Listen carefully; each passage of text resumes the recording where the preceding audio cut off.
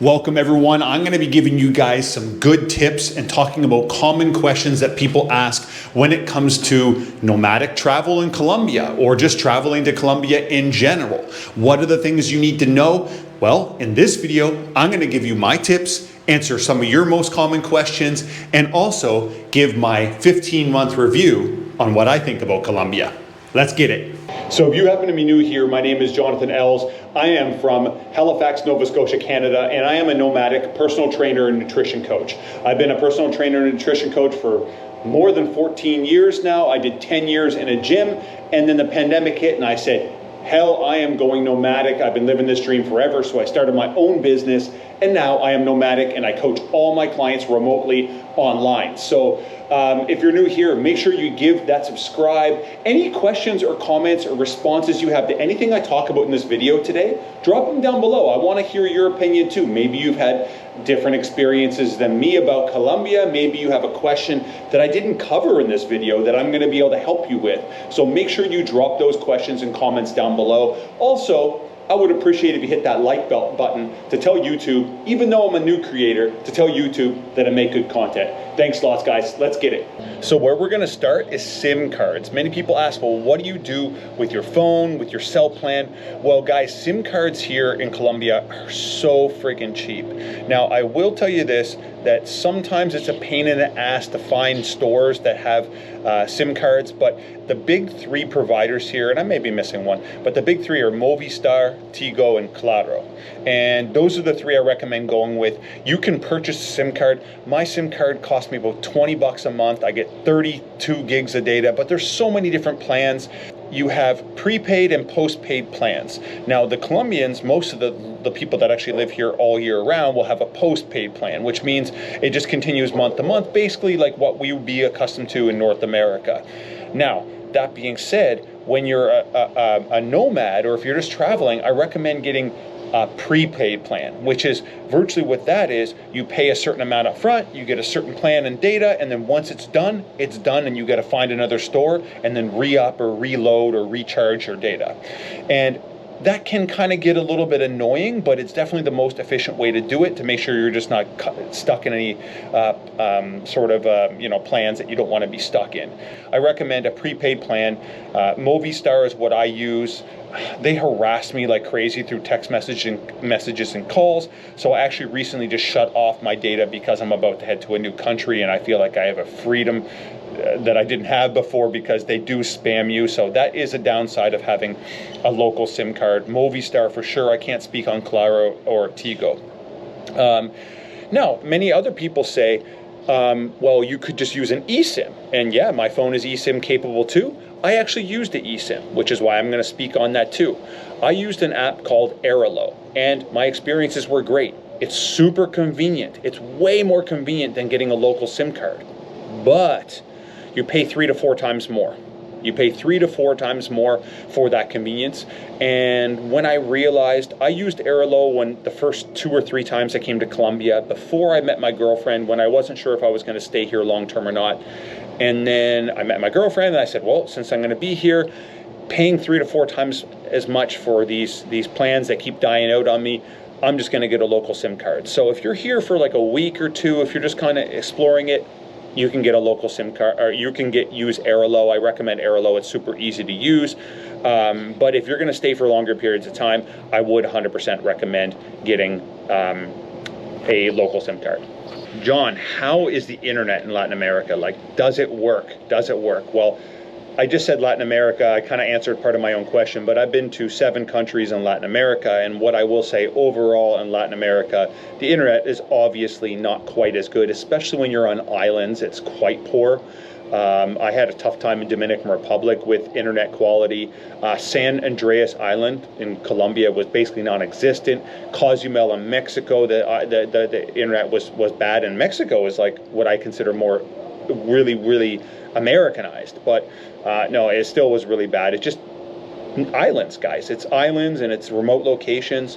But yeah, in general, Colombia, the internet is on par with most of Latin America, maybe a little bit worse.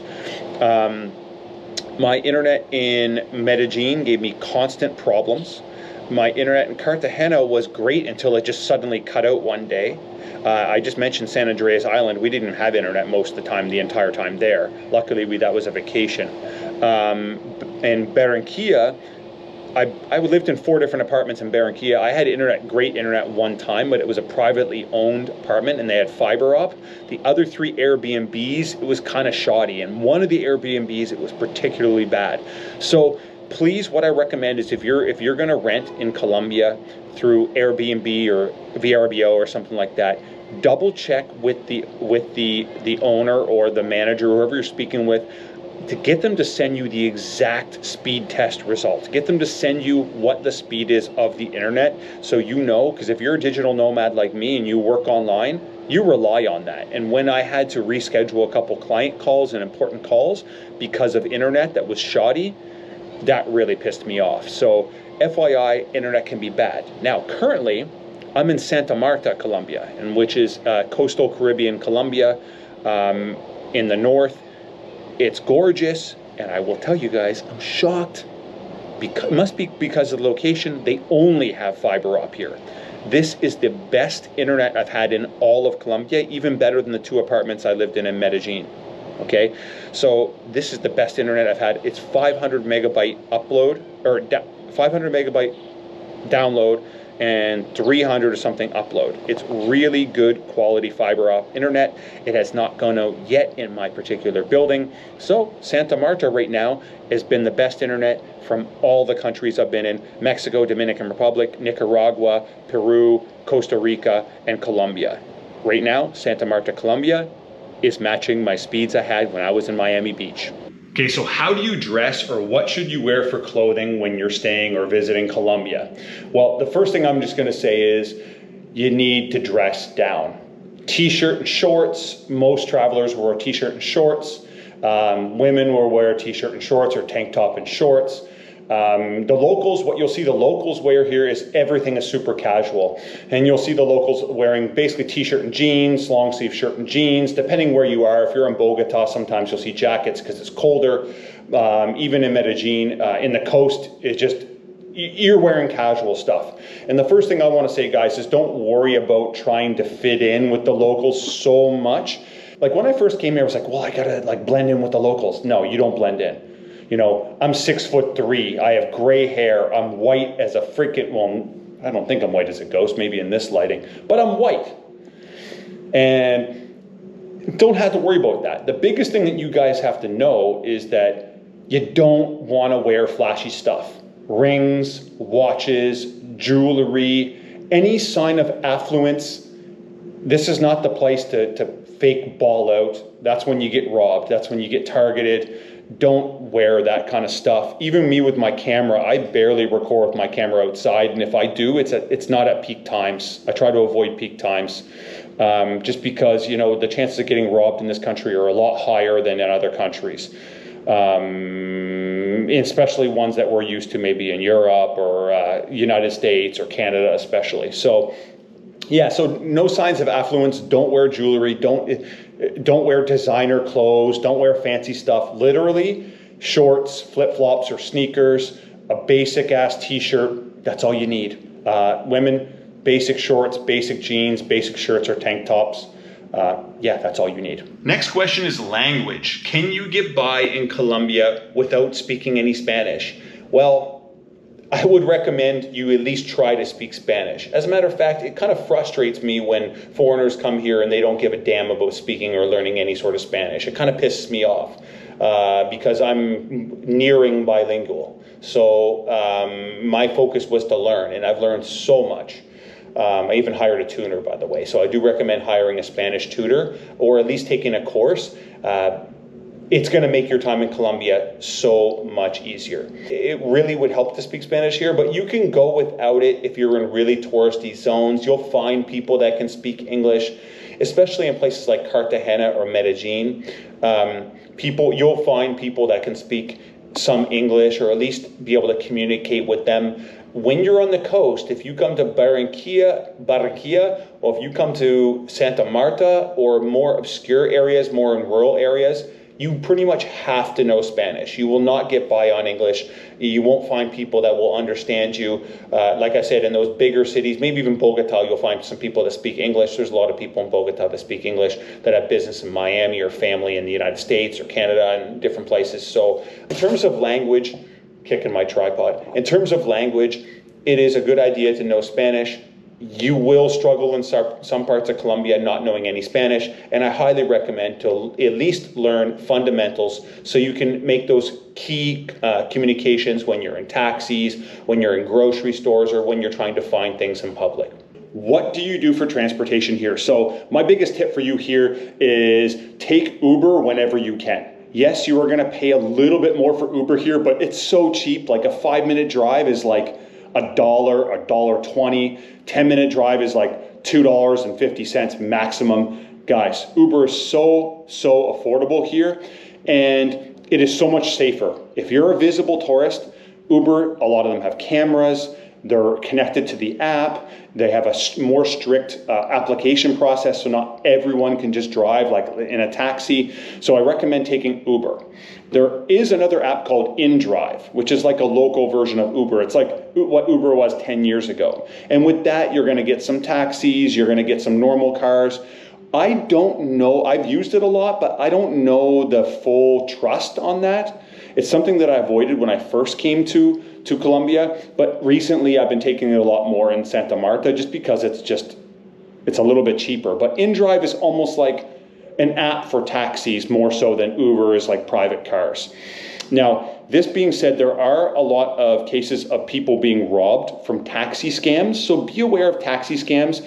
I haven't heard of it. It probably has happened, but I haven't heard of it happening in an Uber. But like if you, let's say you hire a taxi, and I've heard about airport scams. You hire a taxi, you've got all your luggage, you've got all your bags, and then along the way to your hotel or to your apartment, another car pulls up and they have a gun and they say, empty all your stuff. And a lot of people think that some of the taxi drivers are involved with this. So it's something just to be aware of, that if you're hiring a private taxi, it might not be as secure. So I don't really recommend the people, they're going to tell you on every block, they're going to say, hey, taxi, taxi, taxi, taxi. Or they'll honk at you, which is kind of annoying when you're trying to just walk around and be peaceful. No, it's something they do here. Taxis actively hunt their clients here. They're actively going around and hustling for their clients. Probably because people struggle for money and there's a ton of taxis. So there's a lot of competition. I forgot one thing. Don't slam taxi doors. The cars are like tiny little tin cans here. They don't have sound insulation. They're made out of cheap plastics, and you could literally shut a taxi door with your pinky. So if you do happen to slam a taxi door, I'm 6'3", 210 pounds. If you're a bigger person and you pull on the doors like you pull on your doors, the car doors back in North America, that thing's gonna slam so friggin' fast, it's gonna sound like someone kicked it shut.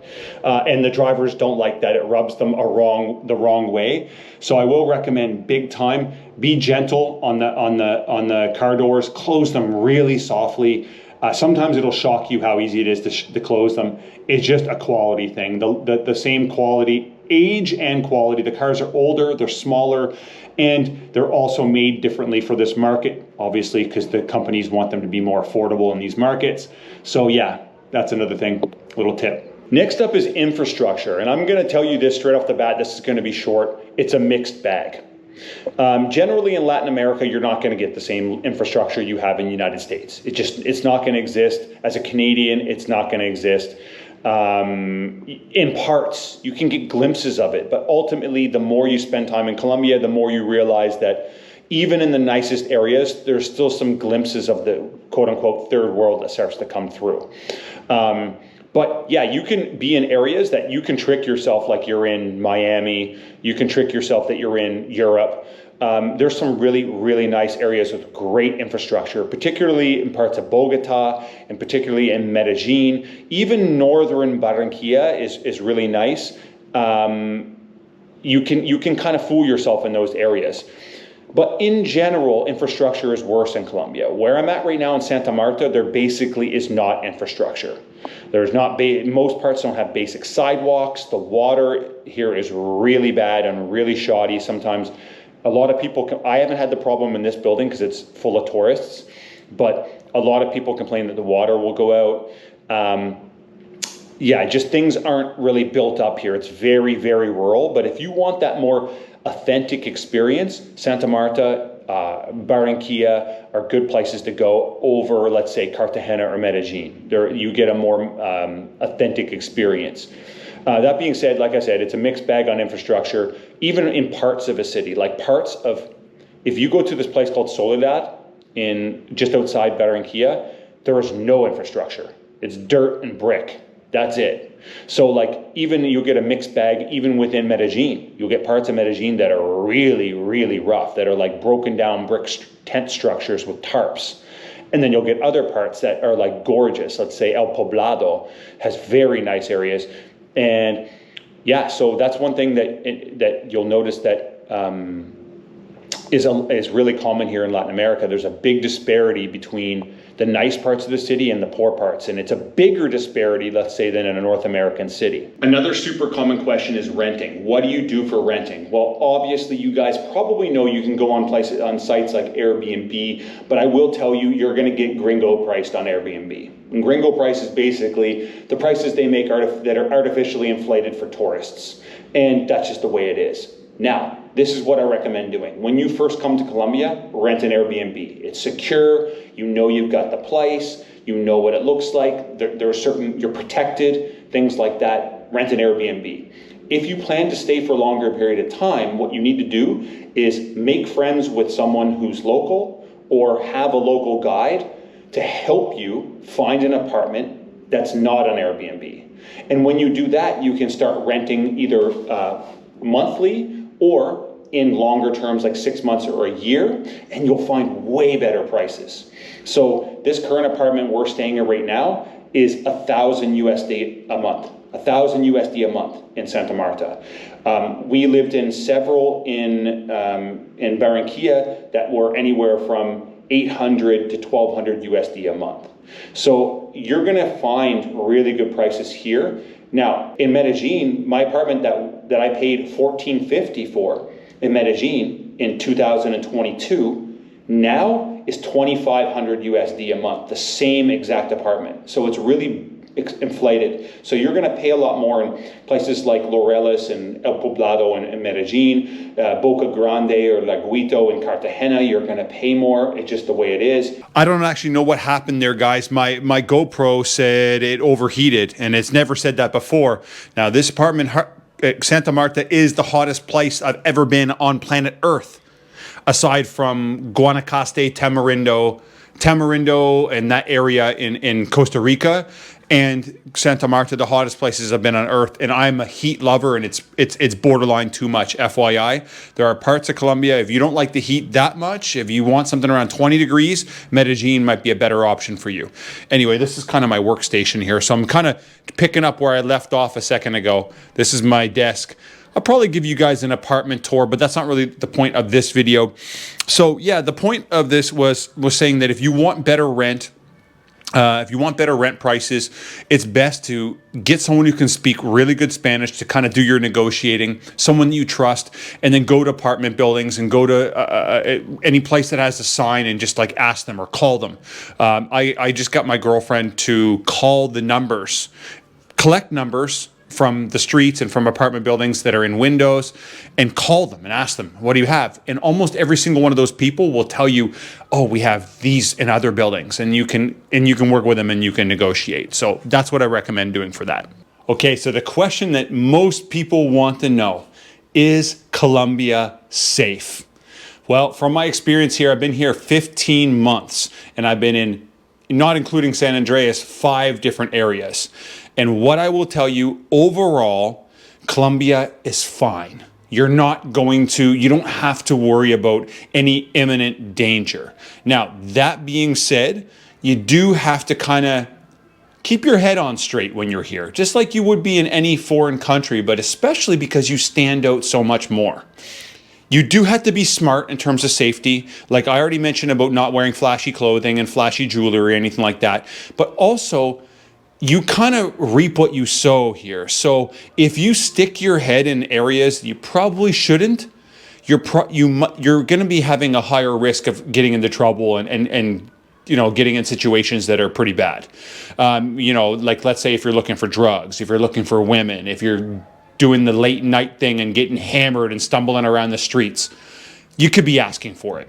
I'm not a partier. I'm not looking for women. I don't do drugs. That's not what I'm here for. When I walk, it's during the day almost all the time if I'm at night. Sometimes I walk at night, but usually I'll take a taxi if it's any more than like just walking to the grocery store. Or an Uber. So what I do recommend to you guys, when you're in a country like Colombia, it's no different. There's going to be better areas and there's going to be worse areas. Just make sure that you do your research ahead of time. What are the better areas? And then the things I recommend, like I said, about the clothing and the jewelry, also things like cameras, cell phones. Don't have your cameras and cell phones out. I know a guy who had his cell phone out in a taxi in Medellin, and they drive by on the motos, the motorcycles, and he had his window down, and they just reached in and grabbed his phone and burned off with it. So, FYI, the biggest concern here is going to be petty theft and robbery, pickpocketing, small crimes like that. But if you're just living life, if you're just going to cafes and doing your work and going to your apartment and going to the grocery store, going to the gym like I do, you don't have anything to worry about. There is no need to stress out about safety in Colombia. Just do your research beforehand and you got it. So overall, what do I think about Colombia after 15 months cumulative living here? Well, I'm going to start with my pros. Pros: cost of renting, cost of food, cost of restaurants, and if you drink, cost of alcohol. All very, very, very, very cheap. Overall cost of living here is a third or less than what it would be in Canada or United States, especially Canada. The climate is great. You can find whatever type of climate you want. If you want hot and tropical, you can find it. If you want mountains, you can find it. If you want temperate, you can find it. If you want kind of in the middle, that's where I consider Medellin, you can find it. It's a beautiful country overall. Beautiful. Absolutely beautiful. Hike. If you like to hike and get outdoors, do it. Just hire qualified tour guides. Make sure you don't go alone. I don't recommend that. Some people do, but like I said, your risks of getting robbed and stuff when you're alone go way up. So have locals that are friends or hire a tour guide. And then in terms of locals are generally very nice in Colombia and they generally want to help you. Now, this is funny, and this happens all over Latin America. It's something that my friends and I realized pretty quickly. But Latin Americans don't like to tell you they don't know. So if you ask them a question, they are going to give you an answer, whether it's way wrong or not. So many times you'll find yourself in these little spirals asking locals, oh, where is this? Or how do I find this? And they're telling you all these wrong answers and you're being bounced around all over the city or all over the town trying to find something or trying to look for something. They'll give you wrong answers consistently. It's like they can't say no, but they want to help. They want to help. So they're super nice. And then overall, in comparison to all the other Latin countries I've been in, the energy of Colombia is what makes Colombia distinct. Colombia has this distinct energy to it. It's just overall a louder, more party-centric, more festival-centric, more vacation-centric, more... Colombians are all about having fun, and that's the culture of Colombia, especially in comparison to other countries, even in comparison to a country like Mexico, which I think has the best culture out of all of Latin America. So yeah, so really, really cool. Those are the pros. Okay, now let's move on to the cons. And some of these might not be cons depending on the way you think of it, but the first thing I want to mention is cultural differences. If you've never been to Latin America and Colombia is your entry point to Latin America, you're going to get some culture shock. Things are different. Personal space does not exist here. I got rubbed the wrong way. I'm lucky I lived a year and a half in Miami first because it's basically Latin America in Miami, because I experienced and got all those like getting rubbed the wrong way sensations kind of out of my blood before I got here.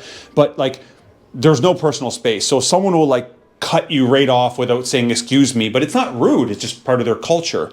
Or they'll stand right beside you, or they'll even touch you, and it's just part of their culture. They're just very close and up close and personal, and that's just something that's just very Colombian. They're just warm, very warm people. And even strangers, let's say in grocery stores, where you might be like in your mind, there's not a lot of space to put your stuff onto the conveyor belt to pay for your stuff, but the person behind you is already dumping their stuff on right with yours. So some of those things in North America would be seen as kind of rude and aggressive. Here it's not. It's normal. So just be aware of that kind of stuff, of things like that, that some of those things still kind of rub me the wrong way. Like when people cut over my shoulder to grab something off a shelf, I don't like that. I don't like that your arm hairs just grazed my cheek because you couldn't wait another second, or say, excuse me, do you mind if I grab that peanut butter? There's no good systems for trash removal or trash organization. One of my biggest complaints about Latin America is just garbage everywhere. If you're in really nice areas, you won't see it as much, but garbage is everywhere. There's no public education on garbage, and it seems like the government doesn't really care about finding a better system to keep the place cleaner. It just all that seems to be kind of missing. Also, this is very important as well. There's less public education on things like harassment and staring at people. You know, as a tourist here, I get stared at all of the time, to the point where sometimes it's a little uncomfortable. Yes, I'm taller and whiter than most of the people here, but they stare a lot. And then sometimes it's borderline on harassment, calling me names, saying things to me when I'm with my girlfriend, because she's Colombian, and some things that can be seen as disrespectful. Now, in general, this is not everyone. This is just some bad apples. But it really can kind of be annoying and frustrating. Now, it's really, really important to understand, as a woman, if you're a woman that wants to come to Colombia, the harassment from men is way more than you're used to. They get away with everything here. They'll catcall you. They'll say things about your body. They'll yell from cars or motos to say things sexual to you. I have to walk when I'm walking with my girlfriend. She's really bothered by it. So when I'm walking with my girlfriend, I make sure that she's on the inside. They'll still say things when I'm with her too, but when she's alone, it can be really bad. It's way worse. That is way worse in rural areas and here in Santa Marta in comparison to Barranquilla. Barranquilla was a little bit better on that, but it still happened from time to time. Now, that never happened to me at all. I didn't feel any of that when I was in Medellin, but I think they're more used to foreigners and nomads and stuff like that in Medellin. So I didn't personally feel that. Now, if anyone else experienced anything different, please let me know in the comments, but that's just my experience. Okay, on to the smaller things now. I did mention the safety concern. It's not huge, but yes, you can't do everything like you would normally do in Canada or the USA. Here, you are limited a little bit. Like, I don't recommend walking at nighttime, or especially walking alone at nighttime. Even sometimes walking alone during the day, if it's not really well-lit areas, is not a good idea. So there's that. Traffic noise is absurdly brutal. The cars on the road are generally older and in worse shape. There's a lot of big trucks that are from way back in the day. And because of cost of vehicles here, there's a ton of motorcycles, and the noise pollution is absurd. Now, that's just from the vehicles directly. Then you got their honking. They treat honking way differently here. Honking is, hi, bye, I'm behind you, maybe you don't see me, I'm moving faster than you, I'm moving slower than you, I'm gonna go in front of you, or do you need a taxi? Or do you need a bus? Or you look hot? Or watch out. Literally, they honk for everything. So honking just gets so annoying to hear it. And right now, I'm in my last 5 days here, and I need a break. We're leaving Colombia.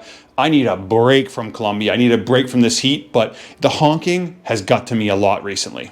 And last but not least, I don't have any good experience with the healthcare here. I've heard mixed things with the healthcare, and I really think it depends where you're getting your healthcare. By the way, guys, just FYI, you do not get healthcare in Colombia. You have to pay out of pocket unless you're on the digital nomad 1-year visa. Now, I can't really talk on that. I haven't applied for it yet. I've only done the 3-month extension, but you don't get There's a couple things you have to get first. You have to get a cedula, which is like a local number basically saying that you're living in the country. And you can get that after you get that 1-year digital nomad visa. And then there's certain health plans and stuff you can buy into it. And I've heard that even with those health plans, sometimes things aren't covered. So it's good to pay extra for fancier health plans if you plan to live here long term.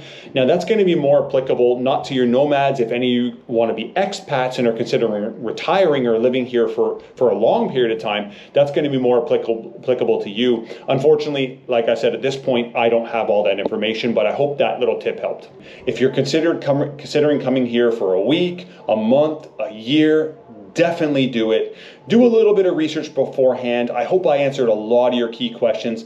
Colombia is a great place you can live. And generally, you're going to have a good time here. Generally, you're going to feel respected and welcome here. And you're going to be able to live a decent quality of life here. That being said, there are some drawbacks to it. So like I said, make sure that you really value and really put some research in to the areas you want to live in, or where you're going to be living when you come here, to make sure it suits your needs in terms of Wi-Fi, infrastructure, what you're really looking for, okay? If you want to choose a country, Colombia would be a 9 out of friggin' 10. Highly recommended if you're a nomad. There are many places in Colombia you can live and be a nomad successfully. All right, guys, once again, make sure you drop those questions and comments below, and also hit that subscribe and that bell icon so YouTube tells you, well, when I make one of these posts. Let's get it, guys.